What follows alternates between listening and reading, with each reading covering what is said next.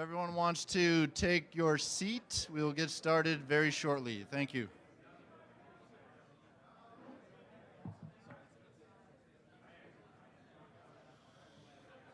By the way, the decorations are ready.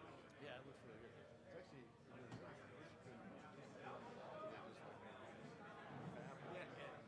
It actually looks a little loose, but it actually looks good. The lighting.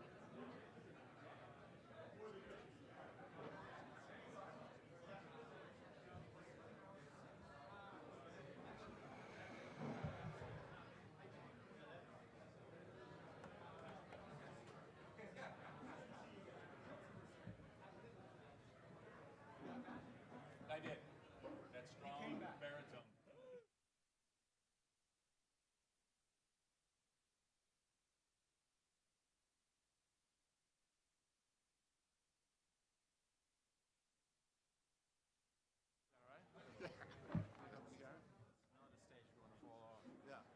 that's what I'm saying, Chris. When I open it, I'll go around. You are right there. No, Ernie's there. You're here. You're here, Greg. Actually, we should probably switch different seats. We could link that. I'm not sure, Greg, you need it. And I'm not sure you guys need it.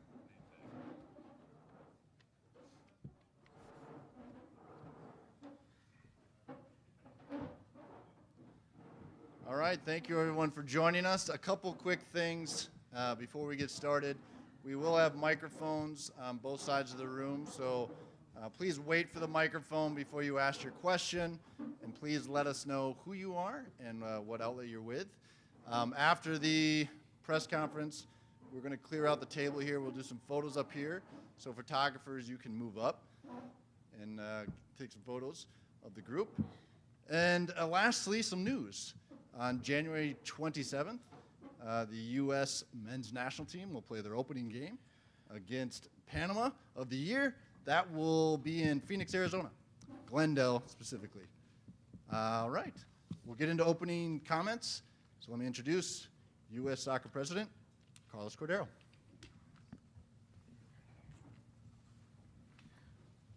Thanks, Neil. Good afternoon, everyone. Before we kick things off, I just wanted to introduce a handful of special friends.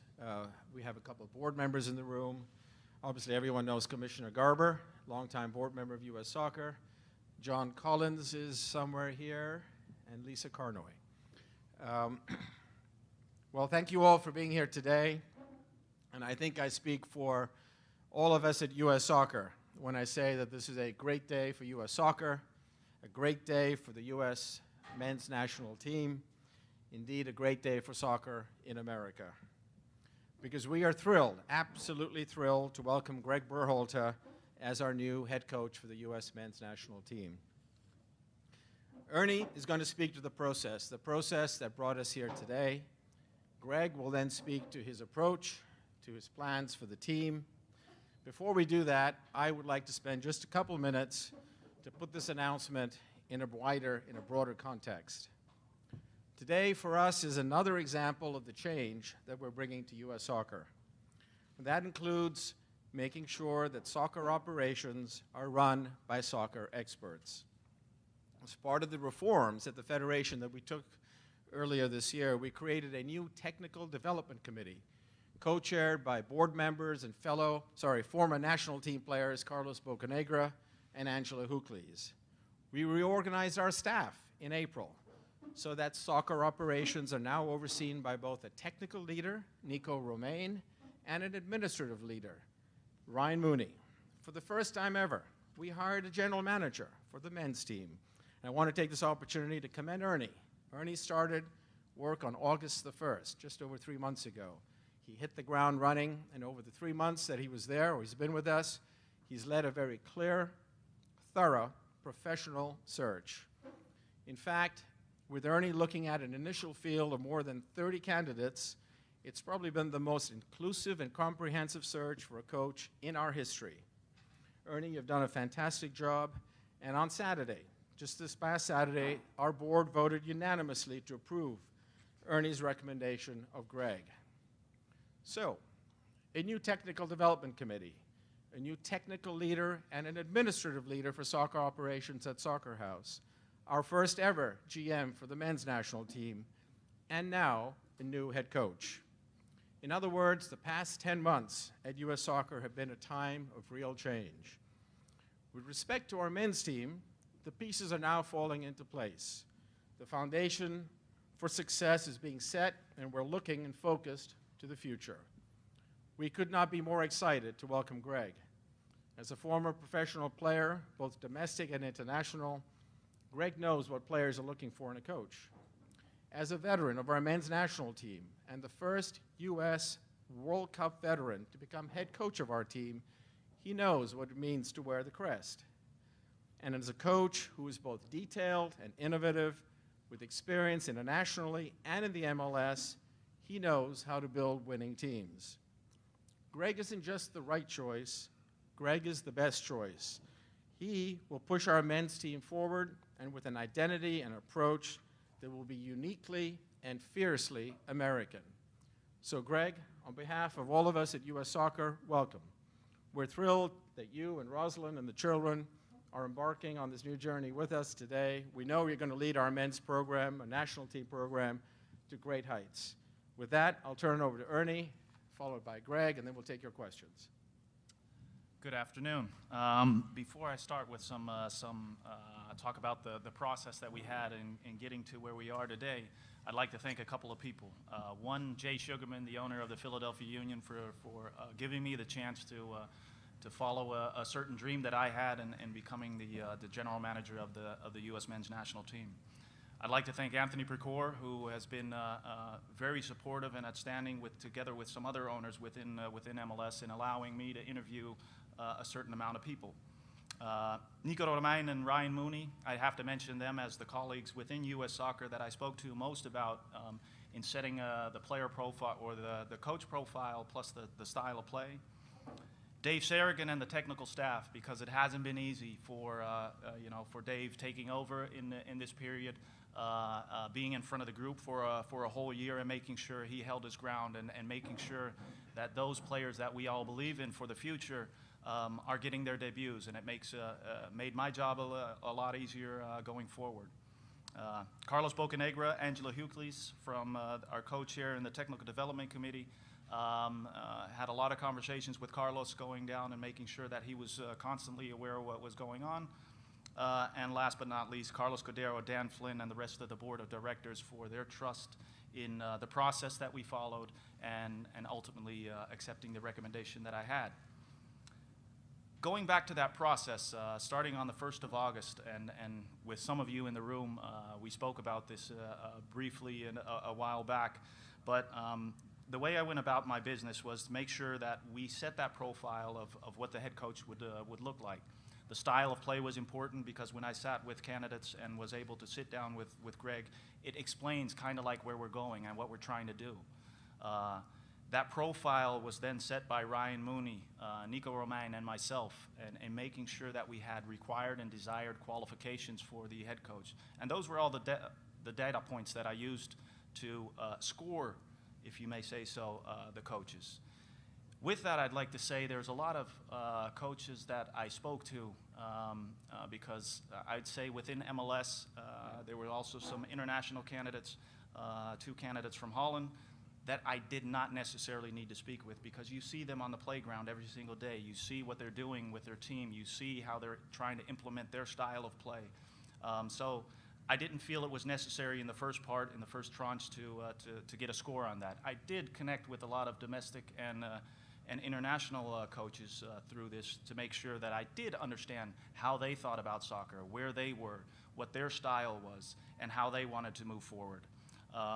And why they would want a high-profile job as being the men's national team head coach. We started, as Carlos had said, with the initial candidate list of 33 candidates, domestic and international. With those required and desired qualifications that we had, Ryan, Nico, and myself scored these. And we narrowed that down to 11 candidates. After that, with the 11 candidates, we only looked at the required qualifications that were needed for this job. and that actually left us down with a top 5 candidates, but I would like to say that the top 3 candidates that we had all scored very high in that. So I felt very comfortable going forward and having the big conversations about the technical aspect of the U.S. men's national team and what it is to be head coach of the men's national team, and try to find out even more about those candidates. I have to say one of those candidates was not available anymore because he had already made a different choice in his life. Was very honored with the fact that he was considered for the job but was not available at that moment. That left me with 2 candidates that I felt very comfortable with in speaking to, which had happened, and after that, Dan and Carlos met with both candidates as well. After that short period of time, I made sure that I had my recommendation for, first of all, Dan and Carlos to see if they supported that, and Carlos Bocanegra was in that discussion as well, and that set us to move forward with the negotiations with the top candidate that we had. We had, I want to say last week, Wednesday, with the Technical Development Committee, there was a unanimous decision in making sure that they supported the fact that I would take this recommendation to the board. And as Carlos mentioned, this last Saturday, the recommendation was accepted by our board of directors at U.S. Soccer. And therefore, I am very proud and very happy, and it is my pleasure to introduce the new head coach of our men's national team, Gregg Berhalter.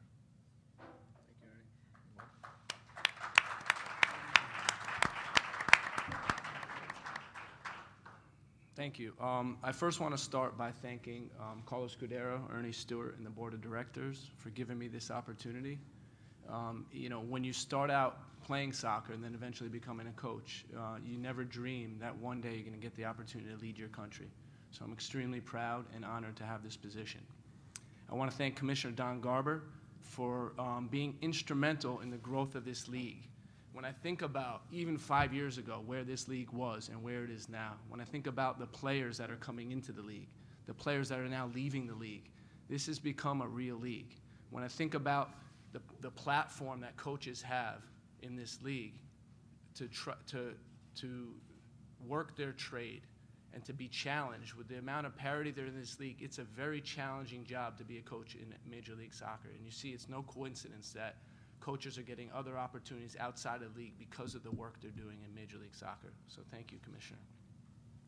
I want to thank Anthony Precourt for giving me this opportunity, or the opportunity 5 years ago to lead Columbus Crew SC and to see my vision out. He was very supportive in everything we were doing, and he really gave me the platform, the opportunity to be successful there.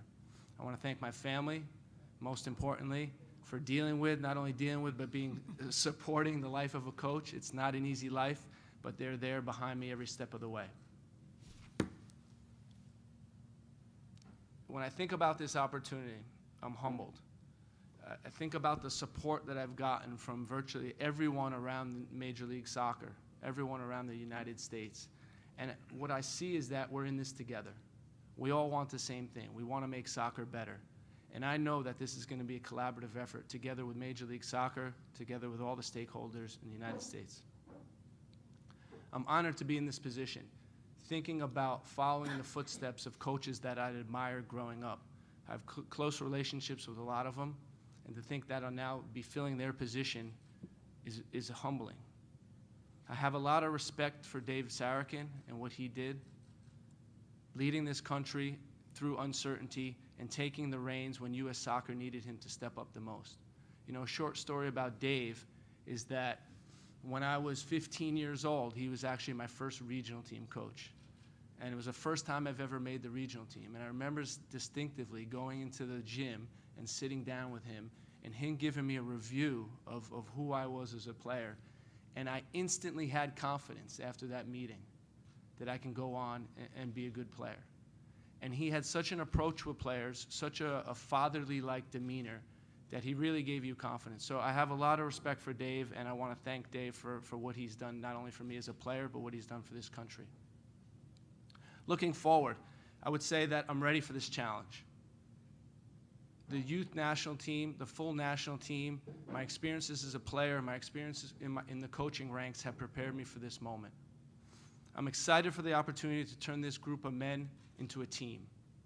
I'll be focusing on the players and the team, how we can compete first and foremost.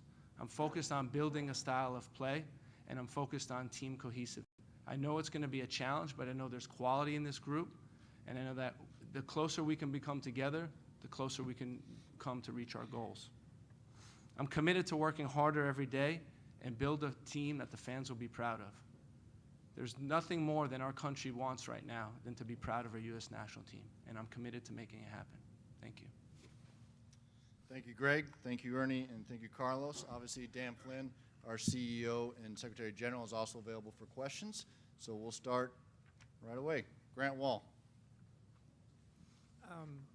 Greg, from a perspective of having your A squad together, because you're getting it at this time, you aren't going to probably have them all until the March FIFA window. So that's not a lot of time before the Gold Cup next summer.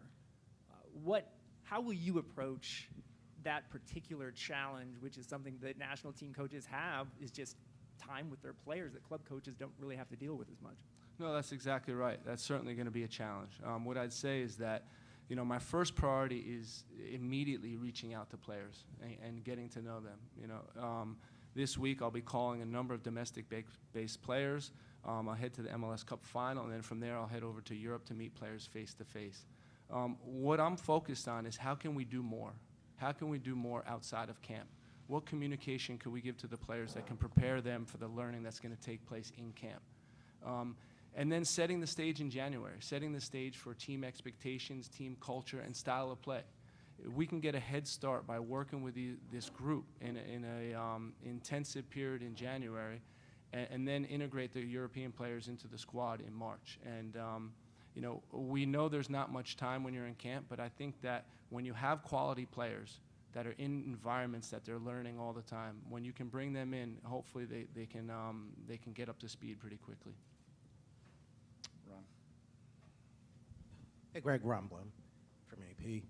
As you prepared for the interviews and looked at the team for the job, what is your analysis of what went wrong with the group over the previous 4-year cycle, and what do you see throughout the team at goal, defense, midfield, forward as the strengths and weaknesses that you inherit? So I think, Ron, the first thing is I don't think it's appropriate for me to talk about the failure of the past. I'd like to talk about moving forward. So when I'm looking at this team specifically in the last year, it was very hard to evaluate the big picture because I don't think it was the complete team.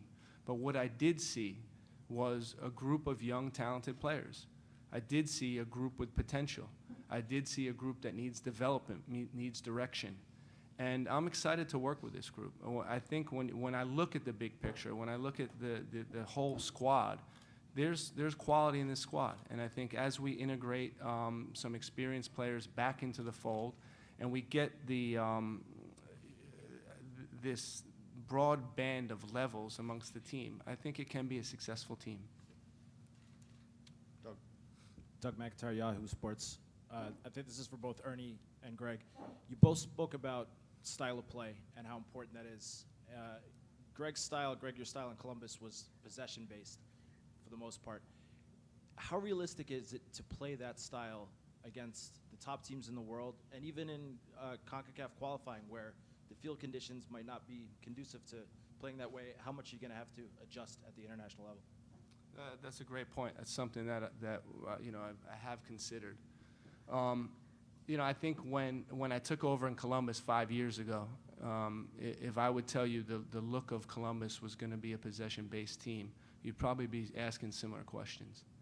And my job, the job of the staff, is to work as hard as we can and give the players belief. We know they're quality players. And I think with direction and belief, we can achieve our goals. And then it's just about being smart, right? So if you're playing on a field I think we played in a field in Barbados, Lexi, where the grass is 5 inches tall and there's mud in half the spots. You have to be realistic about where you're going to play and when you're going to play. But first and foremost, I think we want a team that's going to compete. We want a team that's going to be prepared. And we want a team that's going to understand our style of play and be able to execute it. Greg, what do you tell to casual fans out there who might not know you or your style or your teams about the timeline of turning this program and elevating it over the next couple years? What would be your message to people out there? You know, I think as with any team building, it's a process. Now, I don't want to use that as an excuse and say, 8 years from now we're going to be good. The process has to accelerate. And when you have quality players, when you have players that have the ability to learn, you can accelerate that process a little bit. But what I'd say is that we want to see progress. Each and every camp, you should expect to see development amongst the team. That's my job. That's the job of the staff. Jonathan? This is a question for Carlos and Dan. It does, I think, have to be gotten out of the way that Gregg's brother works within the Federation fairly high up. And I was wondering if you might be able to address here what exactly it is that Jay does. There are some people who know and some people who don't know what Jay does, what sorts of specific things he does, and whether you might, I know, Dan, there's been some conversations about who the next CEO might be, whether you might be willing to rule Jay out of that. What was the last part of that? Whether Jay would not be the next CEO. Well, I'll start, and Carlos can chime in. So first of all, Jay is the Chief Commercial and Strategy Officer for U.S. Soccer. I think more importantly, he's a valued employee, long-term employee at U.S. Soccer, who's made a tremendous contribution and will continue to make a contribution. Jay reports directly to me, just like Ernie Stewart reports directly to me. So I hope and have every bit of confidence that Jay will continue to be a great contributor to U.S. Soccer. As it relates to any transition about me or in my position, I'll let Carlos comment on it, but I think it's safe to say that plan's not completely in place. And the last part of your question, I'll defer to the president of our organization, who is actually in charge of our board. So as I said in my opening comments, I think the process, the selection of the coach was incredibly thorough, very honest, very fair, and Jay had nothing to do with that. Jay was involved earlier on in the year, back in February, just after I got elected. He was part of a small group of people. He was then involved in some of our technical activities. He was involved with the selection of Ernie as general manager. That process, however, was run by Carlos Bocanegra. As chair or co-chair of the Technical Development Committee, he took responsibility for the GM search. Jay was one of 5 or 6 people in that process. The search for the coach, however, was managed, run exclusively by Ernie, and Jay had nothing to do with that. So to be very clear, we anticipated way back in August, when the search began, that with Gregg being a likely contender, we wanted to keep things very separate, and we were incredibly careful about that, and Jay had nothing to do with that process. So I feel I want to be very clear that we think the process has been incredibly honest and fair, and put yourself in our shoes. Gregg comes out on top. Why would we discriminate against Gregg because his brother happened to work at the Federation? There's an independent process that concluded with that result. Going forward, you mentioned the succession plan. We always have a succession plan. At the end of every board meeting, we sit down and talk about succession planning. Dan will retire at some point, and it might be next year. And when that happens, we will have a selection committee, a board committee that will spend time identifying potential candidates. We'll have an outside search firm working with us. We will have a very open, transparent process that will come back to the board. We'll have internal candidates. Jay could be one of them. We'll have external candidates, and we'll make an independent assessment in who we feel is the best person, man or woman, to take Dan's place. Dan's been with us 18, 19 years now. So these are big shoes to fill. But we have a very busy agenda over the next 8 years. I don't need to remind you of that. It's not just the World Cup. We have a lot of other things going on. So this will be a very important search. But that hasn't begun, and that will begin when it begins. And when it does happen, it will have a committee, and it will be very open and very transparent. Hi, Andy Doss from the Times. Question for Ernie, I guess, and Carlos too. Do you have any regrets, given that events of this year, the election, the World Cup bid, Ernie's hiring, delayed the search? or made it so long that Ernie has now said they missed out on a candidate that you would have liked to have at least spoken to. Is that a problem that it took so long that it may have cost you some opportunities to talk to people? No, so I'll comment first on that. No, that's part of life, that's part of soccer, and that's the way things go. I think, as Carlos had already mentioned, that the search process for the GM was thorough. It led to the moment that I couldn't start until the 1st of August, and after that, there becomes a whole process in trying to find and making sure you're making the right choices. And in doing that, it's not only what is about me, it's about what's good for this country. So even in setting the profile, I made sure and also made sure that it's not random what I did, but those that all had over 100 caps and have captained our national team more than 5 times, where I made sure I reached out to them and to see what they thought of soccer in the United States and what were the characteristical traits that a head coach would need. Having said that, that takes time, and then unfortunately in soccer and sports in general, people make other choices, and that's just the way it is, and you got to move forward from that. So I think we went through this in a thorough way. I think it's an open and clean way we did that, and things happen. That's just the way it is. Andy, all I'd add to that is, I'd say that we have no regrets at all. We got our best guy. We're very excited to welcome Gregg. We really couldn't have moved any faster. The reality is it's been a very busy year for us. People forget that in a matter of between February and June, July, we're basically consumed by the World Cup bid, which for us was absolutely the very top priority. Notwithstanding that, we were out searching for a general manager. As it turns out, Ernie could only start on the 1st of August. So we haven't sacrificed our candidates because of any deadline. We never had a deadline. But we're delighted to have Gregg. I think you'll look back in some months, if not a couple of years, and we'll be very, very happy with the results. We move on from here. Gregg, Dylan Butler, MLSsoccer.com. This past year under Dave, obviously there's a lot of young players who have emerged, kind of this young nucleus. Is that what you see going forward, and have you been impressed by them? And kind of a part 2 of that, Tyler Adams, long rumored move to Leipzig is now official. Your thoughts on him and kind of his future within this program? So I think to answer your second question first, I think that every player has their own pathway where they can develop and get the most out of their career and develop the most as a soccer player. And it's different for every player. In some cases, players benefit from the traditional sense where they go through academy, college, MLS, and they get called into the national team. Other players don't go to college, they go right to the MLS, and they find that they develop quicker where there's other opportunities. So I think it's just evaluating each opportunity that players have to decide what's best for them in their long-term development plan. What I would say is that in watching the team over the last year, there were some interesting things. You could see that guys were getting opportunities to play at an international level for the first time, and you can see that it was a new experience for them. You can see that they were getting to terms with the level, what the games were about. And I think, to be fair to that group, when you look at the schedule over the last year, it was a very difficult schedule, playing against very difficult opponents.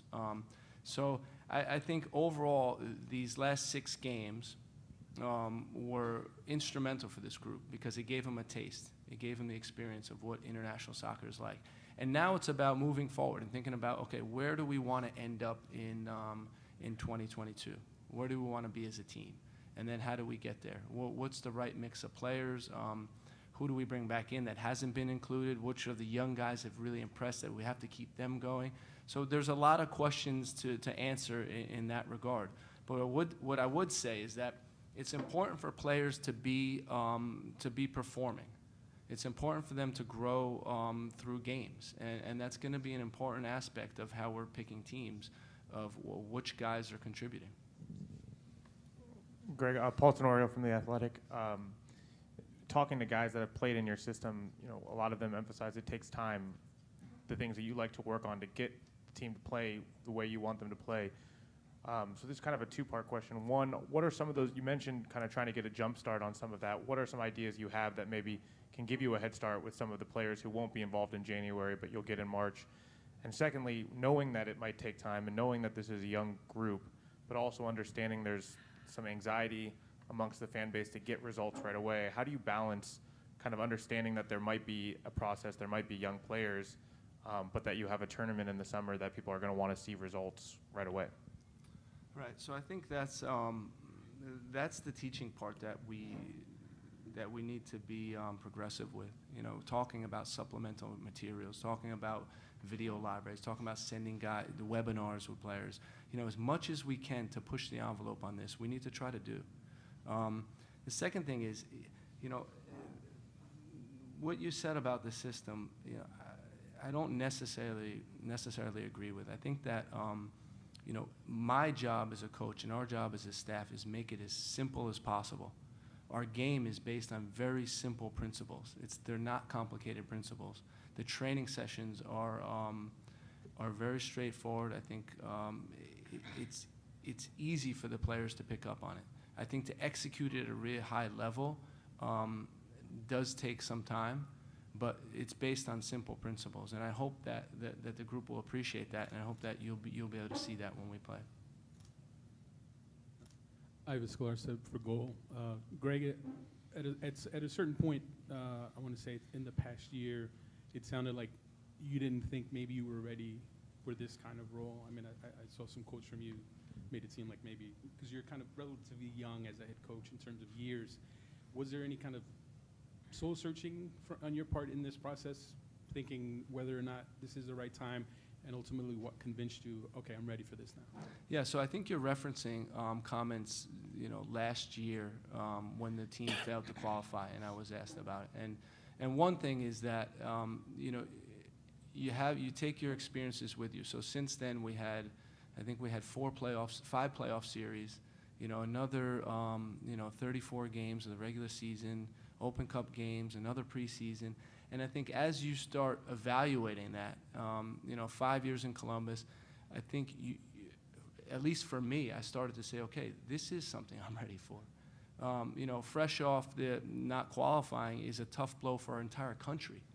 And but as time passed, and as you know, we're still working with the team, and we're dealing with adversity in Columbus, and you know, pulling these guys together, it was something that in my mind I thought that you know, I'm ready for this. I'm ready for this challenge. Hi, Greg. Roberto Abramowitz. I have a question for you as far as the dual nationals are concerned and what your approach is going to be with them. We've already seen how in the past the U.S. has lost Jonathan Gonzalez. Efrain Alvarez seems to be leaning towards Mexico. We have a situation with Alex Mendez, who seems to be towards the United States right now. But what is your approach as far as they're concerned, and other players? Yeah, so I think this is something that, you know, Ernie can probably start on, and then if I need to chime in on it again, I will. I think it's really simple when we look at that. If you know, we have the structure in the United States where we have all these players coming through, we think it's important we throw, well, you know, when we look at our youth national teams, we have a lot of multinationals there, and we need to make sure that we're preparing for the big stage. And in the end, those that are qualified to play for the United States are there, and we need to put our best effort forward to make sure that they choose for the United States, and that, you know, entails a lot of conversations, having conversations, making sure that we have a really good pathway for these kids going forward. But in the end, there's also a choice from a person himself in that, and you always have to respect that. But putting our best foot forward and making sure that we have one, the knowledge that we see, we identify these talents at an early age, have conversations with them is one, but two, also create that pathway and making sure that they're in an environment, a learning environment going forward, and preparing them for the big stage. Go to Matt in the back left. Just following up on that, in terms of reaching out to those communities, how much emphasis did you put on that during the search, the ability for the head coach to reach out? I mean, I'm curious, Greg, do you speak Spanish? I speak pretty good Spanish. You know, we have a number of Hispanic players on Columbus Crew, and I'm able to coach them and communicate with them in Spanish, yes. So I reached out to several, once again, we looked at the required and desired qualifications. There were no limits in that when it came to the head coaches that there were. So those that were Spanish speaking were also part of that equation of those 33 candidates that we had on the list. So in the end, the choice became through those required and desired qualifications that we had. The choice fell somewhere else, but I can assure you that there were Spanish speaking candidates within that group that I spoke to. Matt, if maybe I can make a broader point. Look, we're an incredibly diverse nation, right? We've got vibrant immigrant communities across the United States. As many of you know, I'm an immigrant, and I know how soccer can bring people together. So soccer does reflect the diversity of this country. It already does. We can always do better. I was in Bradenton a few weeks ago to watch our U20s qualify, and they won the CONCACAF championship. I think barring one or two players, they were all Hispanic. So to me, that not all Hispanic, but they were all from immigrant communities. We had Nigerian American, but mostly Hispanic. And so for me, that is the future. And we need to do better, clearly, but we're doing pretty good as it is. And I don't think we get enough credit, even for the senior team today. You look at the composition of our senior team today. It's pretty diverse, and they do reflect the diversity of our country. Franco Panizo, SBI. For Ernie and for Gregg, you guys talked about success and goals. What is the ultimate goal with this program over the next 4 years? What defines success? Is it getting back to the World Cup? Is it getting to the World Cup and having a good performance there? And a side one for Gregg is, when were you first contacted about potentially taking over this program and just the position itself? So I'll start first with success, and I think that's really clear. One, I think, and Gregg already elaborated on that a little bit, is making sure that the way we play, that it's identified through our fans, so that what they see on the field is what they want to see. Two is really simple, is qualifying for 22, and three is doing well in 22. Those are the goals that we have. Yep. When you were approached. We were talking about last. I think it was somewhere end of August, beginning of September. I think that was. Other questions?